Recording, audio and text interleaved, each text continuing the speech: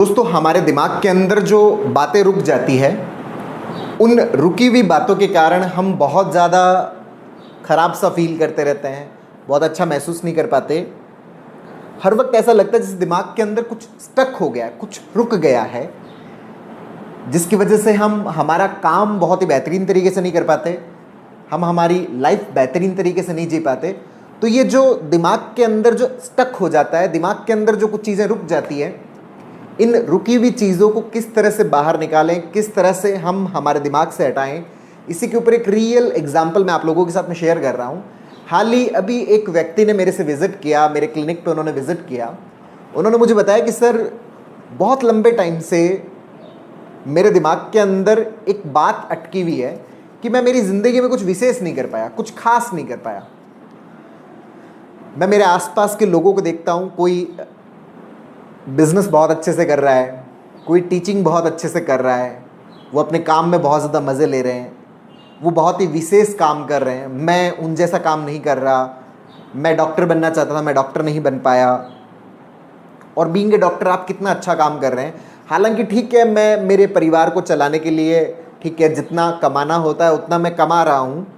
जो मेरी family duties हैं, उन सारी फैमिली ड्यूटीज़ को मैं आराम से फुलफ़िल कर रहा हूँ। लेकिन मुझे हमेशा इस चीज़ का मलाल है, ये बात मेरे दिमाग में लगातार रुकी हुई है कि मैं अपनी ज़िंदगी में कुछ विशेष नहीं कर पाया, कुछ स्पेशल नहीं कर पाया। तो इस तरह की जो सिचुएशन है उसको कैसे डील करें। हमारी ज़िंदगी में भी कई बार ऐसा होता है कि जब हम अपने आप को अंडररेट कर लेते हैं और उस अंडररेट के कारण हम कुछ ऐसे काम की तलाश में लग जाते हैं कि उसको अगर हमने कर लिया तो फिर लोग हमें बहुत ज़्यादा जानने लग जाएंगे, हम बहुत लंबे टाइम तक लोगों के बीच में अमर हो जाएंगे, लोग हमेशा हमें याद करेंगे। इस तरह की चीज़ें हमारे दिमाग में चलती रहती है कि कुछ स्पेशल हम करके जाएं, कुछ हट के हम करके जाएं ताकि लोग हमें याद रखें। तो इसी के ऊपर एक छोटी सी कहानी है जो मैं आप लोगों के साथ में शेयर कर रहा हूँ। ये कहानी बड़ी ज़बरदस्त है, बहुत ही इंटरेस्टिंग इसका मैसेज है, समझिएगा इस कहानी को। इसी से जुड़ी हुई ये पूरी कहानी है। एक राजा था, उस राजा के मन में ये आया कि लोग मुझे कैसे याद करेंगे, इसके लिए मैं कुछ ऐसा काम करके जाना चाहता हूं जो आज तक इतिहास में नहीं किया गया। कुछ विशेष काम मैं करके जाना चाहता हूं, कुछ बड़ा काम मैं करके जाना चाहता हूं, कुछ हटके मैं करके जाना चाहता हूं जो आज तक के लोगों ने नहीं किया, आज तक जितने भी इतिहास में लोग पैदा हुए हैं। तो उस काम के बारे में मैं कैसे जान सकता हूं कि मैं स्पेसिफिक क्या करूं। उसके लिए मुझे ये पता होना चाहिए कि आज तक जितने भी लोग इस धरती पर आए हैं तो वो लोग अपनी ज़िंदगी में क्या क्या विशेष काम करके गए, क्या क्या बेहतरीन काम करके गए, उनकी अगर मुझे जानकारी हो जाए तो मैं मेरे लिए एक विशेष कार्य का चुनाव कर सकता हूं। क्योंकि तभी विशेष होगा ना। विशेष की परिभाषा यही होती है कि जो अब तक जिन लोगों ने नहीं किया उससे हटके मैं अलग कुछ कर रहा हूं। तो अब ये चीज़ कैसे पता चले कि आज तक धरती पर कितने लोग आए हैं। तो चूंकि राजा था, काम करने के लिए खूब सारे मंत्री थे, तो उन्होंने एक मंत्री को अपॉइंट किया कि मंत्री जी, आपकी ये ड्यूटी है कि आज तक इस धरती पर जितने भी लोग आए हैं उन लोगों ने अपनी ज़िंदगी के अंदर क्या क्या काम किया है, क्या उन्होंने अपनी लाइफ के अंदर स्पेशल किया है, उन सब का ब्यौरा आप मुझे लाके दो ताकि मैं मेरे लिए एक विशेष काम का चुनाव कर सकूं, ताकि मैं हट के काम कर सकूं। अब मंत्री बड़ी उलझन में फंस गया कि ये विशेष काम तो मैं कहाँ से ढूंढ के लाऊंगा। आज तक धरती पे इतने सारे लोग आ गए और कई लोग जा चुके हैं उसमें से, तो मैं कैसे बताऊं कि उन लोगों ने क्या कार्य किया था। तो वो अपनी उलझन जो है वो राजा के सामने रख रहे थे, लेकिन चूंकि राजा था वो वहाँ पे उनके राजा के अंडर नौकरी कर रहे थे और नौकरी में ना कह नहीं सकते। तो मंत्री ने दोरे दोरे मन से हाँ भर ली कि ठीक है जी, मैं आपको पता करके बताऊँगा, आप मुझे समय दीजिए, आप मुझे 1 साल का समय दीजिए और खूब सारा धन दीजिए ताकि मैं इकट्ठा कर सकूं सारे के सारे आंकड़े। तो राजा बोलता है कि ठीक है भाई, राजकोष से इनको धन भी उपलब्ध करवा दिया जाए। और मंत्री 1 साल का समय लेता है, वो नगरों में घूमता है, पूरे जो आसपास के जो नगर हैं उन सारे नगरों में घूमता है। नगरों में घूमते घूमते क्या है कि 1 साल बीत जाता है और 1 साल के बाद में वो समय आ जाता है जब राजा को ये बताना होता है, सारा लेखा जोखा बताना होता है कि अब तक धरती पर जितने भी लोग आए उन्होंने क्या विशेष काम किए थे। तो जो मंत्री है वो राजा के दरबार में उपस्थित होता है। तो राजा उनसे पूछता है कि भाई कैसे, वो पूरा दस्तावेज तैयार करके लाए। तो मंत्री ने कहा हाँ मैं पूरी तरह से दस्तावेज तैयार करके ले आया हूँ। तो राजा कहता है कि बताओ। तो मंत्री बोलता है कि लो चलो। वो मंत्री राजा को महल की छत के ऊपर लेके जाता है, बालकनी के ऊपर लेके जाता है। बालकनी के सामने एक बहुत बड़ा खुला मैदान होता है। तो मंत्री राजा को कहता है कि ये जो खुला मैदान है, इस मैदान पर ये जो 1000 ऊंट खड़े हैं, हर ऊंट के ऊपर 2 बोरे हैं, हर बोरे के अंदर 100 किताब है और हर किताब के 1000 पन्ने हैं। आज तक जितने भी लोग पैदा हुए हैं ना, उन सारे लोगों ने अपने जीवन के अंदर क्या विशेष किया है, मैंने सारा का सारा ज्ञान उन किताबों के अंदर लिख दिया। आप जाइए और आप पढ़ लीजिए। राजा कैलकुलेट करने लग गया कि हर किताब के 1000 पन्ने, हर बोरे के अंदर 100 किताब और हर ऊंट के ऊपर 2 बोरे और इस मैदान के अंदर 1000, मतलब मेरा तो जीवन कम पड़ जाएगा, मैं तो कभी पढ़ ही नहीं पाऊंगा। तो वो मंत्री को कहता है कि थोड़ा सा इसको कंसाइज करके बताओ, समरी बता दो कि उन्होंने क्या किया। तो मंत्री बोलता है कि आप मुझे 6 महीने का समय दो। ठीक है, 6 महीने। फिर वो कुछ धन लेके नगरों में इधर उधर घूमता है, उसको कंसाइज करके वो फिर राजा के दरबार में प्रस्तुत होता है। तो राजा कहता है कि कैसे लिख के लाए। तो मंत्री कहता है कि हाँ मैं सारा कंसाइज करके लेके आ गया। तो वो फिर राजा को फिर से वो बालकनी के ऊपर लेके जाता है, छत पे लेके जाता है और वो बताता है कि देखिए इस सामने वाले मैदान के अंदर 100 ऊंट खड़े हैं, हर ऊंट के ऊपर 2 बोरे हैं और हर बोरे के अंदर 100 किताब है और हर किताब के पन्ने 1000। मैंने जितना भी ज्ञान था ना उसको समेट दिया है, मैंने उसको कंसाइज कर दिया है, मैंने उसको समराइज कर दिया है, आप जाके पढ़ लीजिए। राजा फिर उलझ गया कि 100 ऊंट, हर ऊंट के ऊपर 2 बोरे, हर बोरे के अंदर 100 किताब और हर किताब के अंदर 1000 पन्ने। फंस गए, नहीं पढ़ पाएंगे, ये ज़िंदगी कम पड़ जाएगी। तो राजा बोलता है कि यार थोड़ा और छोटा कर, यार इसको थोड़ा और छोटा कर, कंसाइज कर। तो मंत्री कहता है कि भाई आप मुझे 1 महीने का समय दो। तो थोड़ा और धन लेके मंत्री 1 महीने नगर में घूमता है और 1 महीने बाद राजा के सामने प्रस्तुत होता है।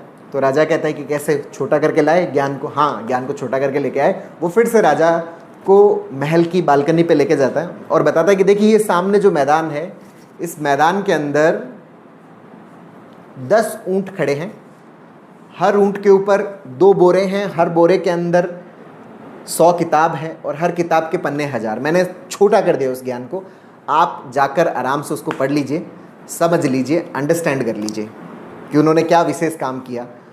तो राजा फिर फंस जाता है कि यार 10 और उनके ऊपर 2 बोरे 20 और हर बोरे में 100 किताब और हर किताब के 1000 पन्ने, ज़िंदगी बीत जाएगी, अभी भी नहीं पढ़ पाऊंगा। तो बोलता थोड़ा और छोटा कर, थोड़ा और कंसाइज कर। तो मंत्री कहता है ठीक है, आप मुझे 1 दिन का समय दीजिए। मंत्री फिर 1 दिन पूरे दिन नगर में घूमता है, दूसरे दिन दरबार में प्रस्तुत होता है। तो राजा की कहता है कि कैसे कंसाइज किया। तो हाँ कंसाइज किया। वो उनको महल की बालकनी पे फिर वापस वहीं उसी जगह पे लेके जाता है और सामने का मैदान दिखाता है। सामने का मैदान एकदम खाली, वहाँ पर कोई ऊँट नहीं होता। राजा के जान में जान आती कि ओके अब कोई ऐसी कोई रामायण नहीं है। तो वो कहता है कि बताओ तुमने ज्ञान को कंसाइज किया। तो मंत्री कहता है कि हाँ मैंने ज्ञान को कंसाइज किया।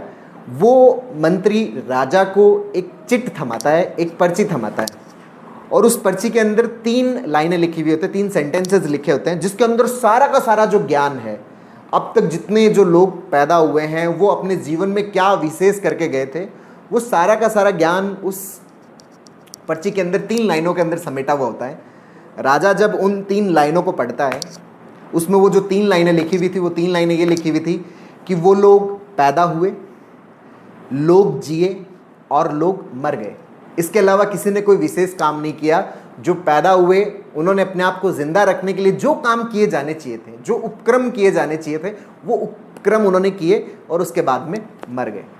इससे ज़्यादा विशेष काम किसी ने नहीं किया।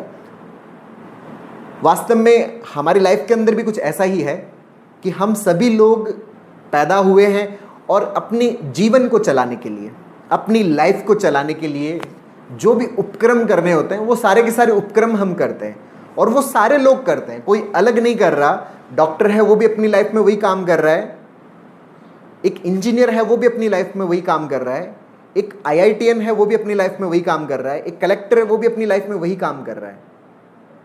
चीज़ों को सही तरीके से ऑर्गेनाइज किया जा रहा है। इसके अलावा और कोई स्पेशल काम नहीं है। इस दुनिया के अंदर जितने भी जो लोग काम कर रहे हैं वो काम सारे के सारे स्पेशल है। अगर इस नज़रिए से देखा जाए, हर व्यक्ति यही कार्य कर रहा है, हर व्यक्ति यही विशेष कार्य कर रहा है, कोई हटके नहीं कर रहा।